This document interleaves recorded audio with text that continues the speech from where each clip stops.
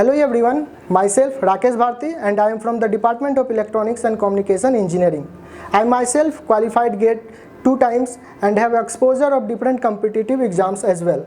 I am glad to share with you all.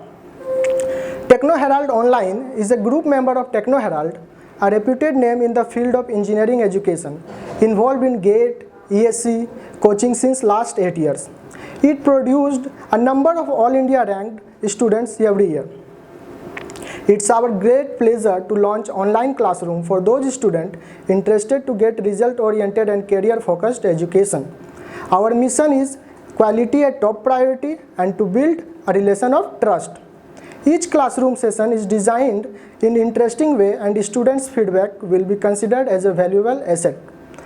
We don't expect only comments of appreciation, but we will wait to have suggestions from your side to take corrective actions in coming classes.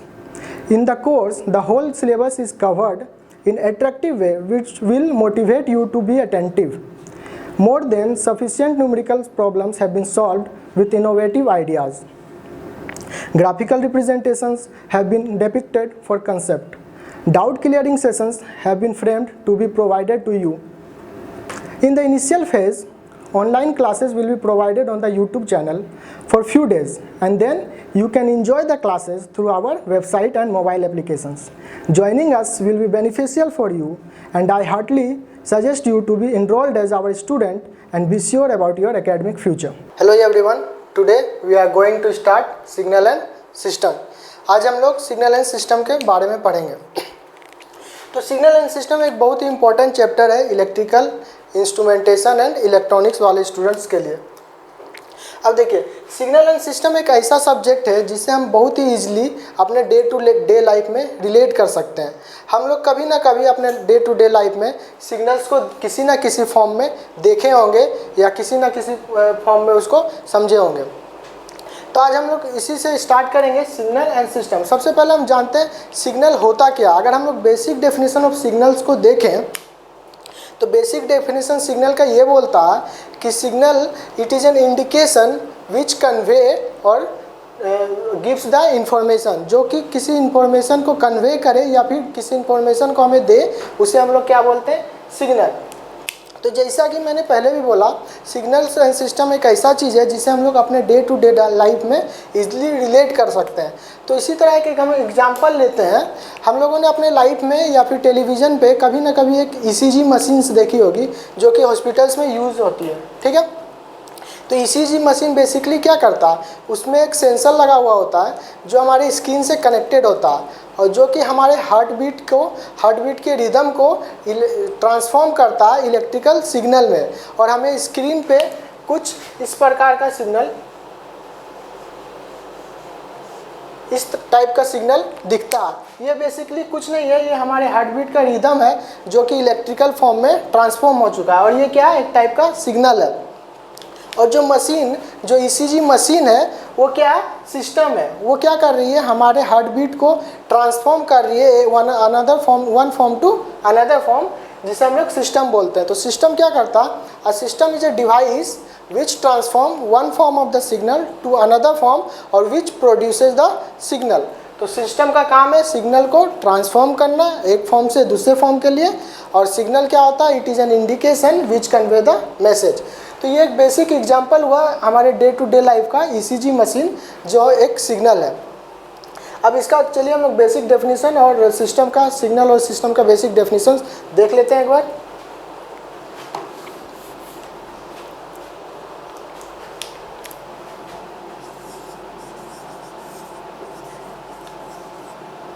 अगर signal का basic definition लिखें हम लोग,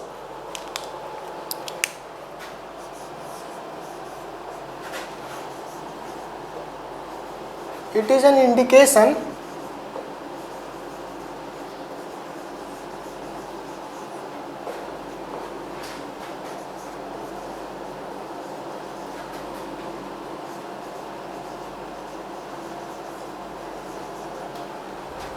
which convey the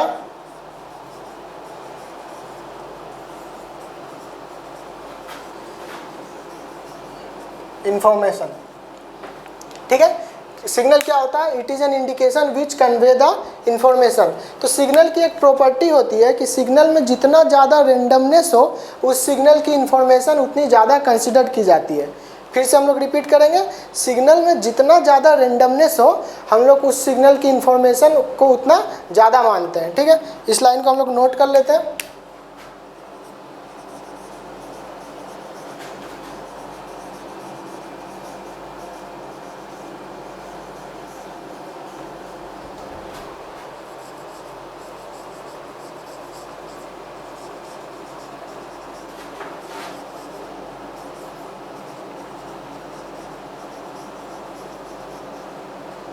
ठीक है, मोर randomness means more information. अब signals की कुछ बेसिक प्रॉपर्टीज़ होती है जो हमें जानना जरूरी होता है, वो देख लेते हैं हम एक बार। सबसे पहली प्रॉपर्टी क्या बोलती है सिग्नल की? सबसे पहली प्रॉपर्टी बोलती है a signal can be the function of one or more variable. एक सिग्नल एक या एक से अधिक वेरिएबल का फंक्शन हो सकता है।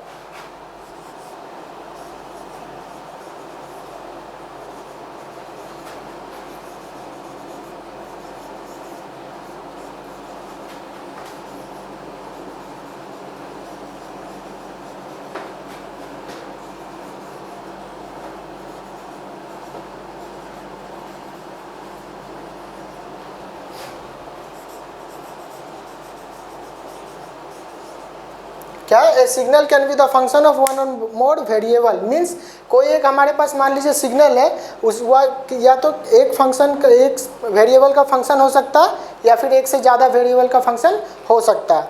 Second one,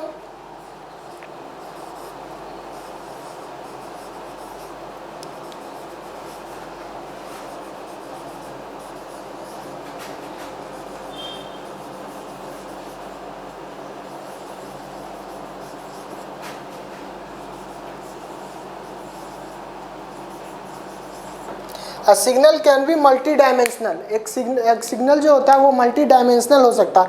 multi dimensional means वो मान लीजिए कोई सिग्नल है, वो टाइम एक्सिस में भी चेंज हो रहा है, एम्पलीट्यूड में भी चेंज हो रहा है, मीन्स एक टाइम पे एक इंस्टेंट पे वो एक से ज़्यादा वेरिएबल में चेंज हो रहा, उसका मतलब हुआ वो मल्टी डायमेंशनल है। ठीक है, थर्ड वन इज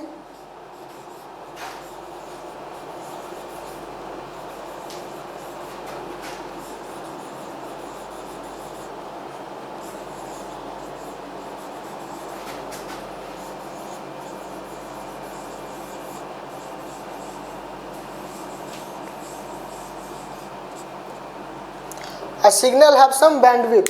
कोई भी सिग्नल हो उसका कुछ ना कुछ बैंडविड्थ होगा। ठीक है, या तो वो ज़्यादा हो या कम हो। ठीक है, लेकिन ये जरूरी है कि कोई भी सिग्नल हो उसकी कुछ ना कुछ बैंडविड्थ जरूर होगी। ठीक है, तो ये हमने पढ़ा basic definition of signal. Signal फिर से मैं रिपीट करता हूँ, a signal is an indication which convey the information. ये एक इंडिकेशन है, एक इंडिकेशन है जो कि इंफॉर्मेशन को कन्वे करता है। मोर रेंडमनेस मीन्स मोर इन्फॉर्मेशन। जिस भी सिग्नल में रेंडमनेस जितना ज़्यादा होगा उसमें इंफॉर्मेशन उतने ज़्यादा होगी। और ये कुछ बेसिक प्रॉपर्टीज़ है सिग्नल की। ठीक है, ये हम लोग ने सिग्नल्स का डेफिनेशन देखा। अब हम आते हैं सिस्टम पे।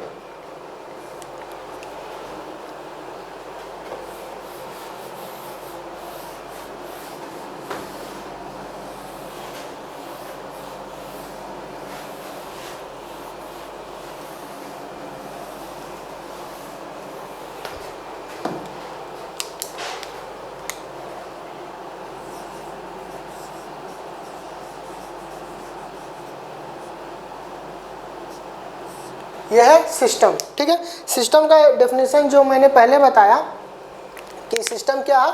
अ system is a device, a system is a device which transform और प्रोड्यूस द सिग्नल। जो सिग्नल को ट्रांसफॉर्म करे या सिग्नल को खुद से प्रोड्यूस करे उसे हम लोग सिस्टम बोलते हैं।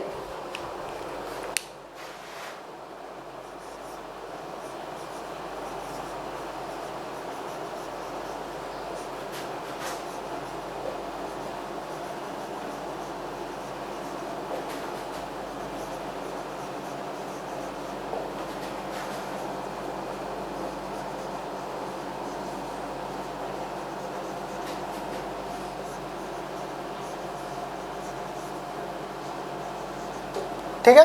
एग्जाम्पल अभी हम लोगों ने देखा था,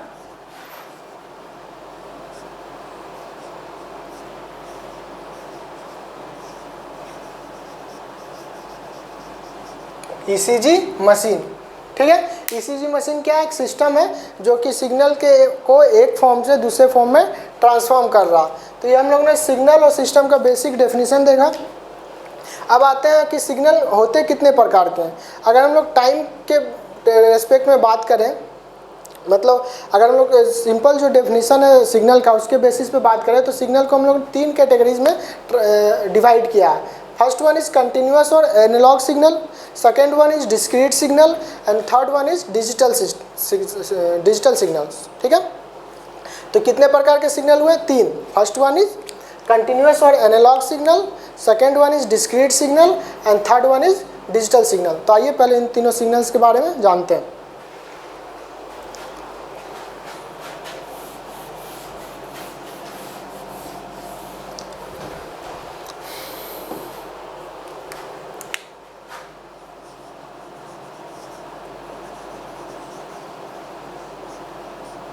सिग्नल को हम लोग डिवाइड करते हैं।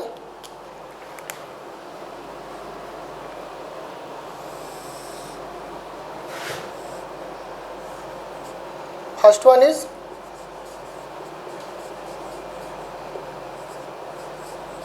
कंटिन्यूअस और analog signal, second one is discrete signal and third one is digital signal, ठीक है।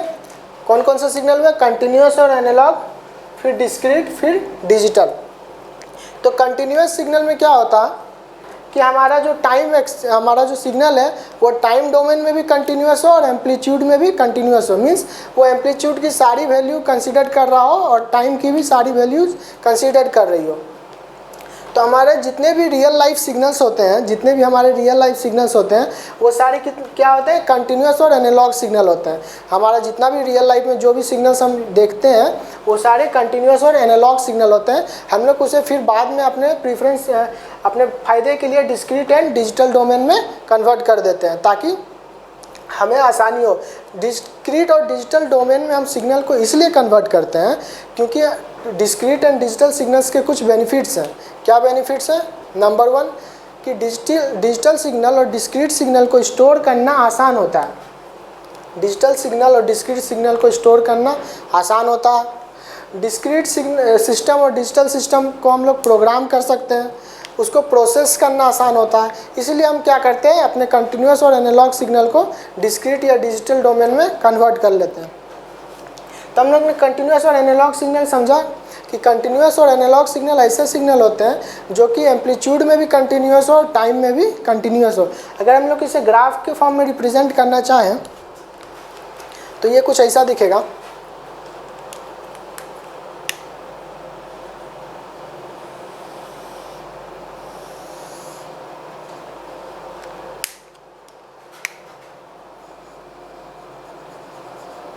ये टाइम है, ये एम्पलीट्यूड है, ये टाइम है और ये एम्पलीट्यूड है। तो ये क्या करेगी, एम्पलीट्यूड की सारी वैल्यूज़ को कंसीडर करेगी और टाइम की भी सारी वैल्यूज़ को कंसीडर करेगी। तो यहाँ हम देख सकते हैं कि हर एक टाइम इंस्टेंट पे हमें कोई ना कोई एम्पलीट्यूड की वैल्यू मिल रही है।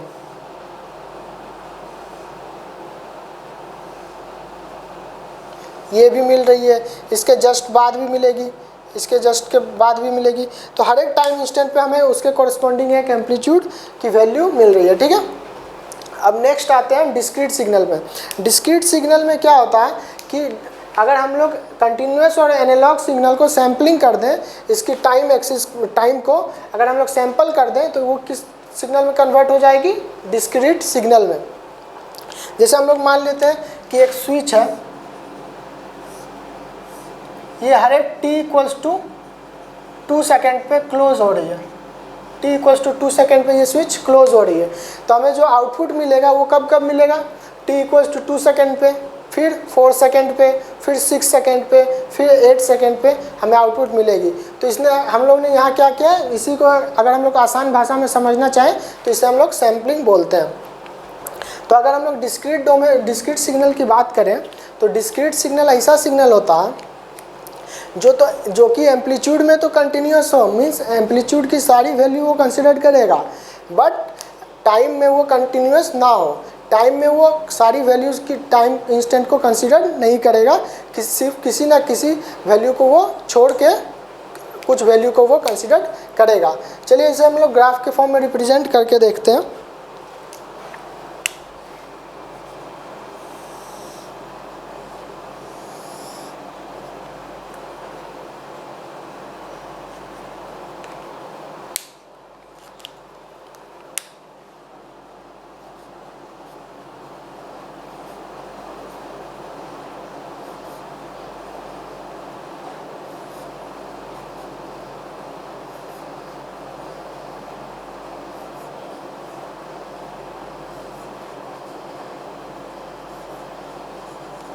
ठीक है, यहाँ हमने कुछ टाइम इंडिकेट किया है, T1, T2, T3, T4, T5, T6, T7, T8। ठीक है, और इसके कोरस्पॉन्डिंग ये एम्पलीट्यूड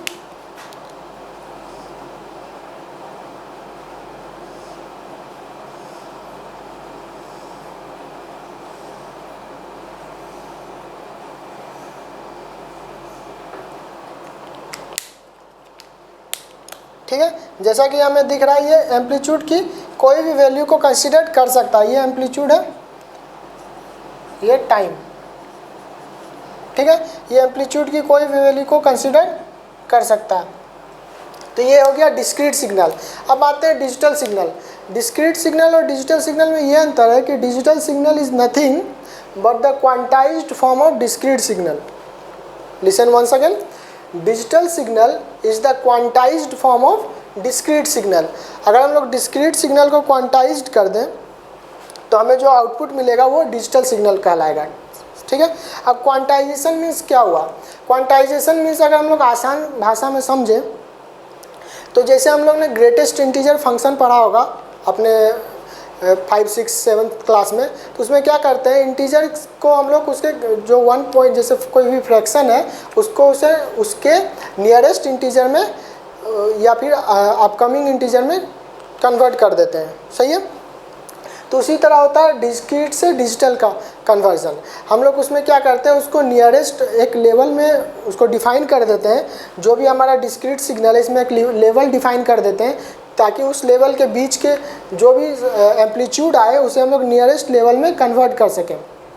जैसे मान लीजिए 1 से 2 का बीच का कोई एम्पलीट्यूड है, अगर 1.1 है, 1.2 है तो उसे हम लोग 1 कंसिडर कर लेंगे। 1.6, 1.7 हुआ उसे हम लोग 2 कंसिडर कर लेंगे, तो वो क्या बन जाएगा, डिजिटल सिग्नल। लेकिन डिस्क्रीट के केस में ऐसा नहीं है। डिस्क्रीट में हम लोग 1.1 भी ले सकते हैं, 1.2 भी ले सकते हैं, 1.3 भी ले सकते हैं।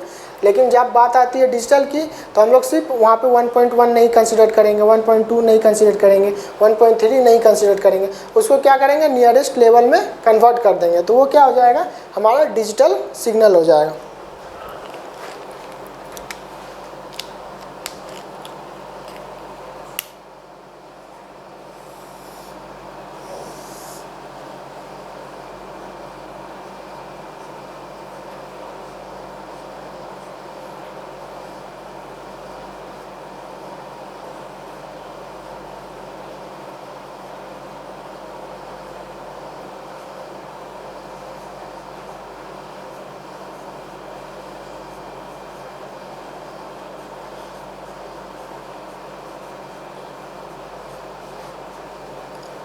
ठीक है, यहाँ T1, T2, T3 क्या है, ये टाइम डोमेन है और ये एम्पलीट्यूड है। तो हम लोग ने देखा कि ये 2 का मल्टीपल एम्पलीट्यूड में हम लोग ने लिया, तो ये क्या करेगा, सिर्फ इसी वैल्यूज़ को कंसीडर करेगा, इसकी बेस की वैल्यू को कंसीडर नहीं करेगा।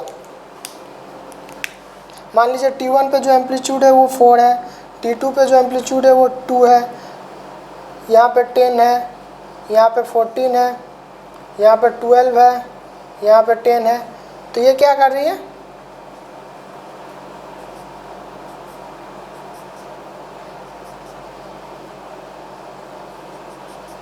ठीक है, तो ये क्या कर रही है, ये टाइम डोमेन में भी डिस्क्रीट है और हमारे एम्पलीट्यूड में भी डिस्क्रीट है। तो ये हो गई basic differences between continuous analog, discrete and digital signal. ठीक है, ये तीनों की बेसिक डिफरेंस हो गई कि हमारे पास कंटिन्यूस सिग्नल क्या होता है, डिस्क्रीट सिग्नल क्या होता है, डिजिटल सिग्नल क्या होता है। ये हम लोग ने देखा कि कितने टाइप्स ऑफ सिग्नल्स बेसिकली होते हैं। चलिए अब हम लोग आगे कंटिन्यू करते हैं।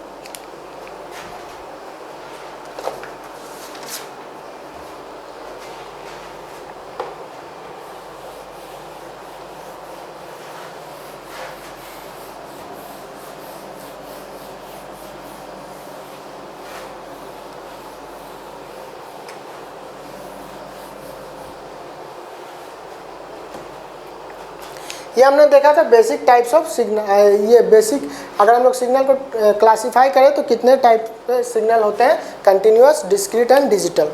क्लियर है। अब हम लोग आगे देखते हैं कि बेसिक सिग्नल्स जो होते हैं वो क्या क्या होते हैं जिसमें हमें पढ़ना है। तो अगर हम लोग बेसिक सिग्नल्स जो आगे हम लोग इस सब्जेक्ट में यूज़ करेंगे, अब उसके बारे में हम लोग देखते हैं कि कौन कौन से बेसिक सिग्नल्स होते हैं। तो अगर बेसिक सिग्नल्स देखें कौन कौन से होते हैं, तो एक होता है यूनिट स्टेप सिग्नल, एक होता है रैंप सिग्नल, एक होता है यूनिट इम्पल्स सिग्नल, फिर rectangular signal, triangular signal, signum function. ये सारे बेसिक सिग्नल्स होते हैं जिसके बारे में हमें पढ़ना है ताकि हम आगे इसे यूज़ कर पाएँ। तो चलिए सबसे पहले देखते हैं यूनिट स्टेप सिग्नल क्या होता है।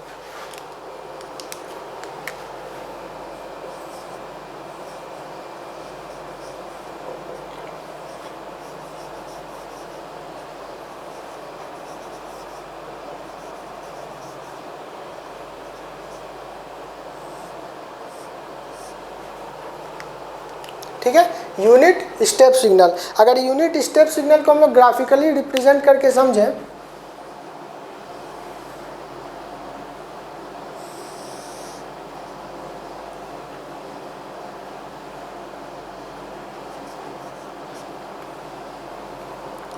तो यूनिट स्टेप सिग्नल क्या होता है, टी से ग्रेटर देन के लिए ये वैल्यू 1 लेती है और टी से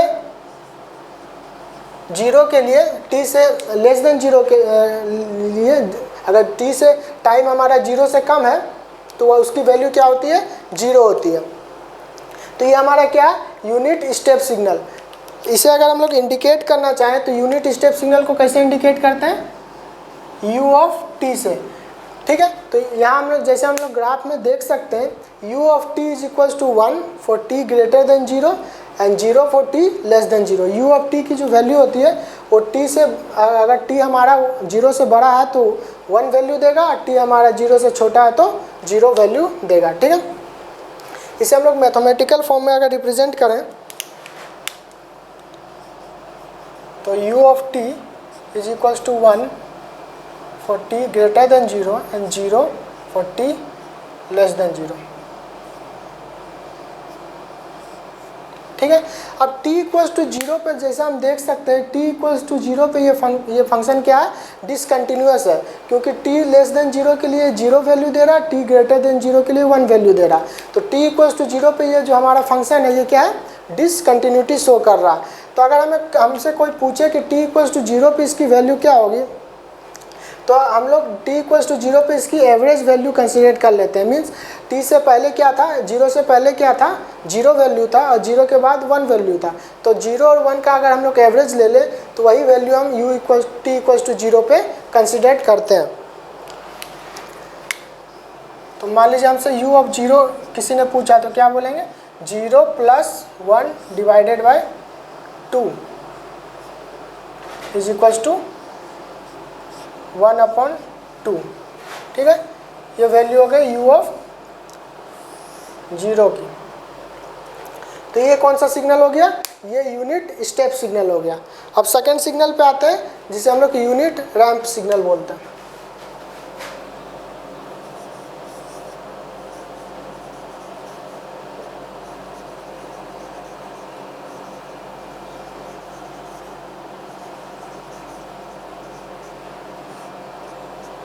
ठीक है, यूनिट रैंप सिग्नल। अगर यूनिट रैंप सिग्नल को हम लोग रिप्रेजेंट करना चाहें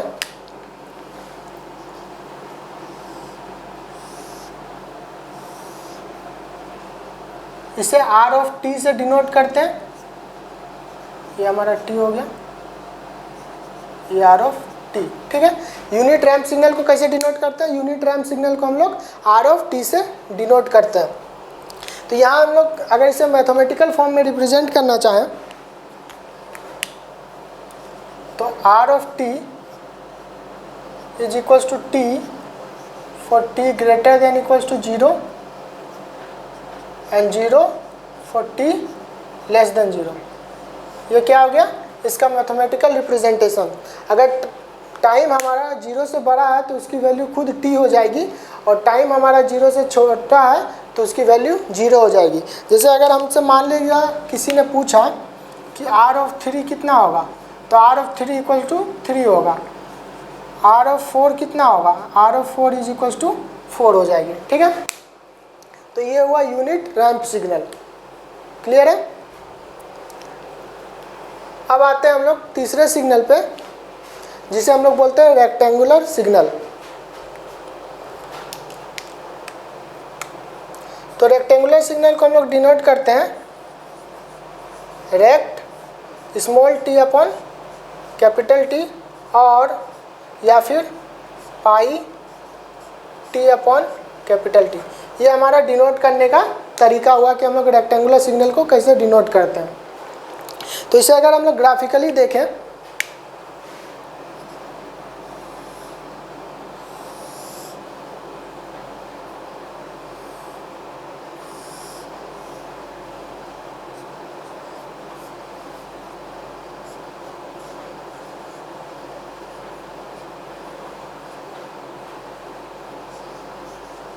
ठीक है, ये इसका ग्राफिकल रिप्रेजेंटेशन है। तो ये -t/2 से t/2 तक कितनी वैल्यू ले रही है? 1 ले रही है, अदर देन 0 है, क्लियर है। तो ये अगर इसका विड्थ हम लोग देखें तो इसकी विड्थ क्या हो जाएगी? ये t/2 इधर और t/2 इधर, तो टोटल t। तो यही जो हमारा t है वो ये वाला t है, ठीक है। इस t का जो मतलब हुआ वो इसकी टोटल विड्थ हुई, और जो ये हमारा स्मॉल t है ये हमारा टाइम एक्सिस को डिनोट कर रहा है, क्लियर है इतनी बात। तो ये हो गए बेसिकली 3 टाइप के signal, unit step, unit ramp और रेक्टेंगुलर सिग्नल। अब आगे हम लोग देखते हैं इम्पल्स सिग्नल।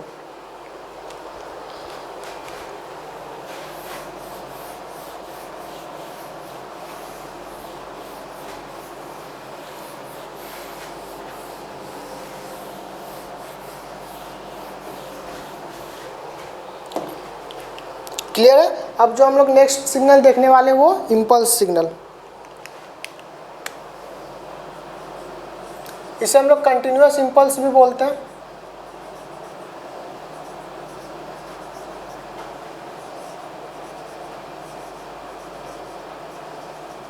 या डेल्टा फंक्शन भी बोलते हैं,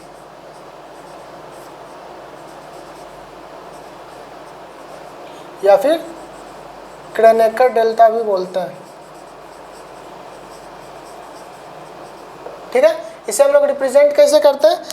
क्रोनेकर इम्पल्स डेल्टा को, इम्पल्स फंक्शन को, या फिर कंटिन्यूअस इम्पल्स को डिनोट करते हैं डेल ऑफ टी से, ठीक है। डेल ऑफ टी से इसे डिनोट करते हैं। अगर इसका ग्राफिकल रिप्रेजेंटेशन हम देखें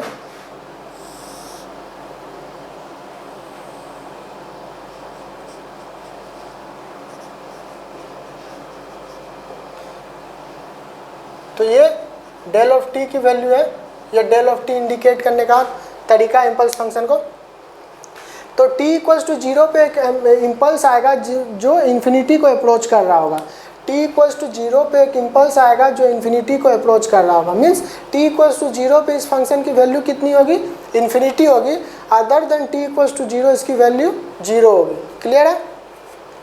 फिर से देखिए, t इक्वल्स टू 0 पे जो हमारा फंक्शन है वो इन्फिनिटी वैल्यू देगा, और other than t equals to 0 कितनी वैल्यू देगा? 0। तो इसे अगर हम लोग मैथमेटिकली रिप्रेजेंट करें तो del of t is equals to infinity for t equals to 0 and 0 for t does not equals to 0, ठीक है। ये इसका मैथमेटिकल रिप्रेजेंटेशन हो गया। अब देखते हैं कि डेल्टा फंक्शन की कुछ प्रॉपर्टीज़ होती है या फिर इम्पल्स फंक्शन की कुछ प्रॉपर्टीज़ होती है जो हम लोग देख लेते हैं। सबसे पहली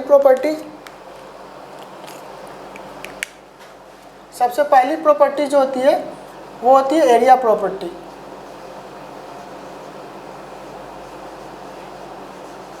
एरिया अंडर इम्पल्स सिग्नल कितना होता है? 1। इम्पल्स सिग्नल का हमेशा एरिया 1 होता है, ठीक है। इसकी एरिया अगर हम लोग को इसका एरिया निकालना हो तो कितना आएगा? एरिया 1।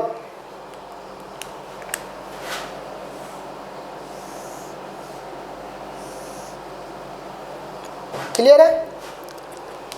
सेकेंड प्रॉपर्टी है स्केलिंग प्रॉपर्टी। अगर डेल ऑफ अल्फा टी है तो इसे हम लोग लिखते हैं 1/mod alpha into del of T.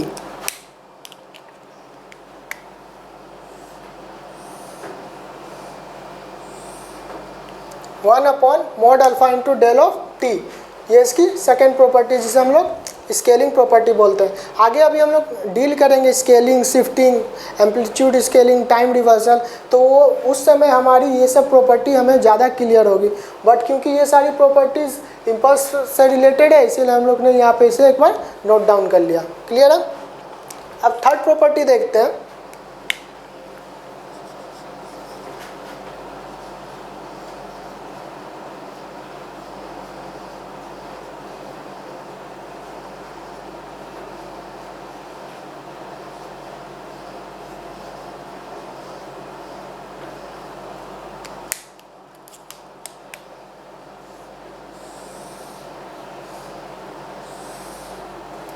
अगर हम लोग ने मान लिया कि हमारे पास एक्स ऑफ टी कोई फंक्शन है, एक्स ऑफ टी कोई सिग्नल है जिसे हम लोग ने शिफ्टेड डेल्टा से मल्टीप्लाई कर दिया।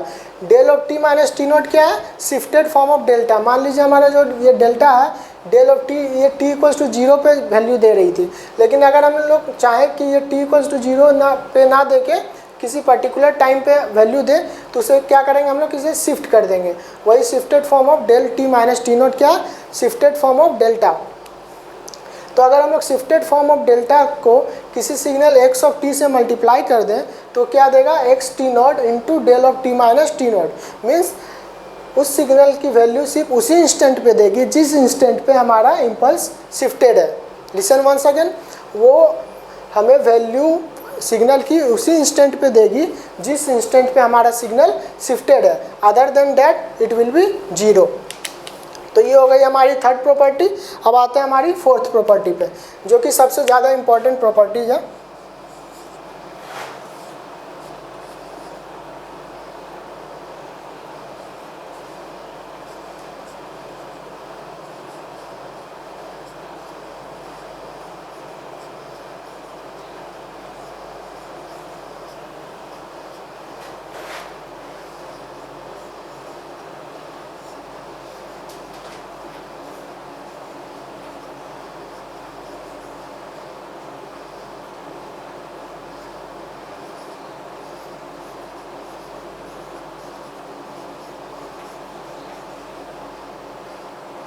ये प्रॉपर्टी हमें क्या बोल रही है कि हमारे पास कोई भी एक सिग्नल है एक्स ऑफ टी, उसे हम लोग ने मल्टीप्लाई कर दिया शिफ्टेड ऑफ डेल्टा फंक्शन से, that is del of T minus T naught, उसे और हम लोग ने इंटीग्रेट कर दिया up to T1 to T2। ठीक है, फिर से सुनिए, एक्स ऑफ टी हमारे पास कोई सिग्नल है जिसे हमने मल्टीप्लाई कर दिया del of T minus T naught से और फिर उसे इंटीग्रेट किया T1 से लेकर T2 तक। तो ये जो हमें वैल्यू देगा वो एक्स ऑफ टी नोट देगा, बशर्ते जो टी नोट हमारा हो T1 से T2 के बीच में लाई करना चाहिए। ठीक है, अगर हमारा टी नोट T1 से T2 के बीच में लाई नहीं करे तो इस फंक्शन की इस पूरी इंटीग्रेशन की वैल्यू 0 हो जाएगी। ठीक है, हमें उतनी सॉल्व नहीं करना, हमें क्या ध्यान में रखना है कि टी नोट T1 से T2 के बीच में लाई करें। अभी इस पे बेस्ड हम एक न्यूमेरिकल देखेंगे जिसके बाद हमें ये कंसेप्ट और भी ज़्यादा क्लियर हो जाएगा। ठीक है, तो ये हमारी हो गई थी फोर्थ प्रॉपर्टी।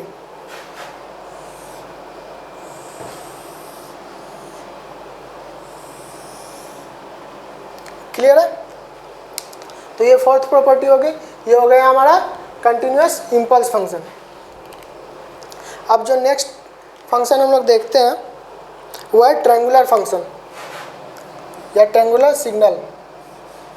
इसे हम लोग डिनोट करते हैं TRI स्मॉल t से। और इसे अगर हम लोग ग्राफिकली रिप्रेजेंट करना चाहें